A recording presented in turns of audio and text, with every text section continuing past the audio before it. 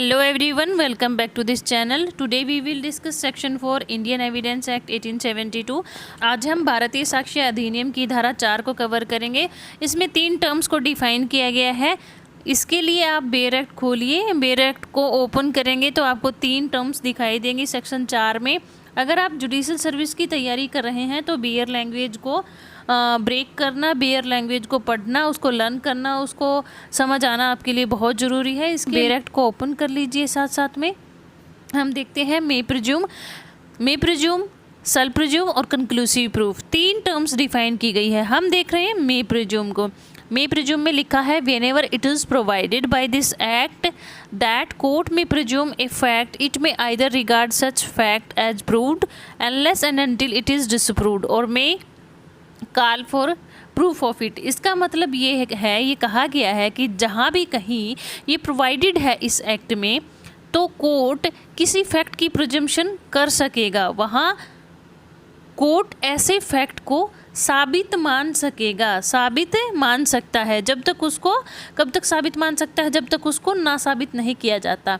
देखिए, whenever it is provided, जब इस बाय दिस एक्ट, जब इस एक्ट के द्वारा प्रोवाइडेड किया गया है, ध्यान रखिए प्रोवाइडेड वर्ड को ध्यान रखना है। जब इस एक्ट के द्वारा प्रोवाइडेड किया गया है यानी उपबंधित किया गया है तो द कोर्ट में प्रेज्यूम ए फैक्ट, कोर्ट जो है ए फैक्ट को, किसी फैक्ट को, एक फैक्ट को जो है प्रिज्यूम कर सकता है। प्रिज्यूम का मतलब हिंदी में उपधारणा होता है। उपधारणा का मतलब है किसी फैक्ट के बारे में अनुमान लगा सकता है। कि देखिए, जनरली हम कोई बात होती है तो कोई फैक्ट होता है, उसके बारे में हम एक अनुमान लगा लेते हैं कि ज़रूर ऐसा हुआ होगा या फिर ऐसा होगा। इस तरीके का जो अनुमान लगाना होता है वो प्रिजम्पशन होता है, उपधारणा होती है।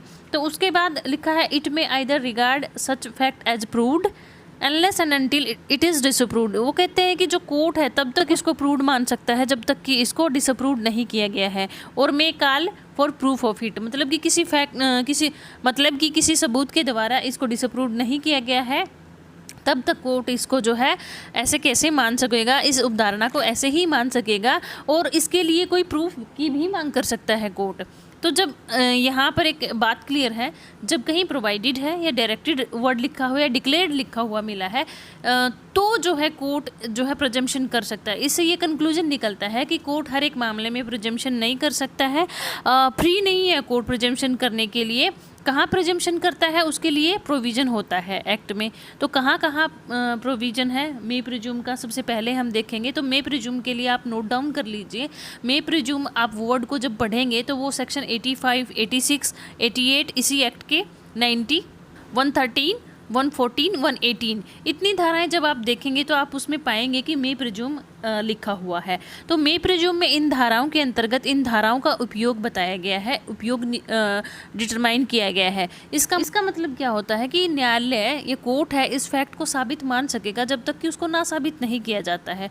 और न्यायालय जो है दूसरे सबूत की मांग भी कर सकता है। दूसरे सबूत की मांग कर सकता है मतलब कि टोटली उसके डिस्क्रिशन पर डिपेंड करता है कि वह तथ्य को साबित मान सकता है या नहीं भी मान सकता है। मतलब वो तब तक साबित मानेगा जब तक कि उसको ना साबित नहीं किया जाता है। ना साबित कौन तक करता है? जिस पार्टी के ऊपर बर्डन ऑफ प्रूफ होता है। ठीक है, फॉर एग्जाम्पल एक पर्सन है, उसके घर में चोरी का सामान पाया जाता है तो यहाँ पर ए के संबंध में ये प्रिजम्पशन की जाती है, ये अनुमान लगाया जाता है, ये आइडिया लगा लिया जाता है कि या तो इसने चोरी की है या फिर चोरों से कोई इसका लिंक है। ये आइडिया कब तक रहेगा कोर्ट का? तब तक जब तक कि उसको नासाबित नहीं कर दिया जाता है और उसके उसके 2 रियल रीजन्स हैं सामने नहीं आ जाते हैं या फिर उसके रीजन उसको नासाबित करने के सामने नहीं आ जाते हैं, तब तक जो है कोर्ट ऐसे ही मानेगा कि वो व्यक्ति चोर है, वो पर्सन चोर है। तो यहाँ पर मेन पॉइंट्स जो है प्रिजम्पशन का ही है। कोर्ट चाहे तो दूसरे सबूत की मांग भी कर सकता है।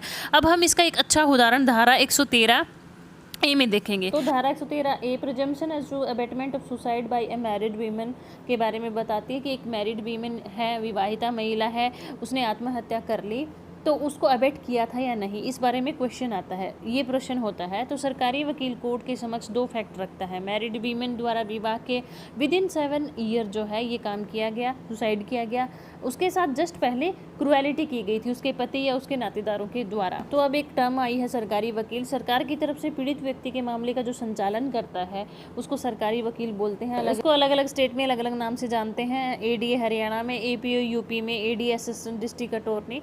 तो देखिए अपराध समाज या राज्य सरकार के विरुद्ध होता है। जिसके भी साथ कुछ अपराध होता है तो इससे राज्य सरकार पीड़ित होती है। राज्य सरकार का अपने अंदर रहने वाले नागरिकों की रक्षा करना कर्तव्य होता है। अब यदि कोई भी अपराध घटित होता है तो सरकार उस अपराध से पीड़ित व्यक्ति जो होता है उसका पक्ष रखने के लिए, उसके मामले का संचालन करने के लिए एक व्यक्ति का अपॉइंट करती है उसको।